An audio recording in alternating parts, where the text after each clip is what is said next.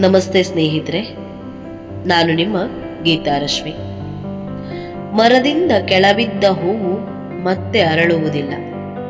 ಮರದಿಂದ ಕೆಳಬಿದ್ದ ಹೂವು ಮತ್ತೆ ಅರಳುವುದಿಲ್ಲ. ಆದರೆ ಬೇರುಗಳು ಗಟ್ಟಿಯಾಗಿದ್ದರೆ ಮತ್ತೆ ಹೊಸ ಹೂವುಗಳು ಹುಟ್ಟುತ್ತವೆ. ಆದರೆ ಬೇರುಗಳು ಗಟ್ಟಿಯಾಗಿದ್ದರೆ ಮತ್ತೆ ಹೊಸ ಹೂವುಗಳು ಹುಟ್ಟುತ್ತವೆ.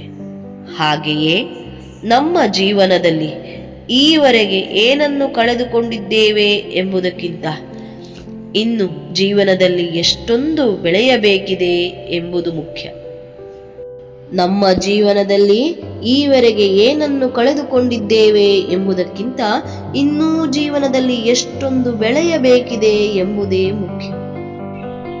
ನಮ್ಮ ಏಳಿಗೆಗೆ ಹೆಚ್ಚಿನ ಪ್ರಾಮುಖ್ಯತೆಯನ್ನು ನೀಡೋಣ.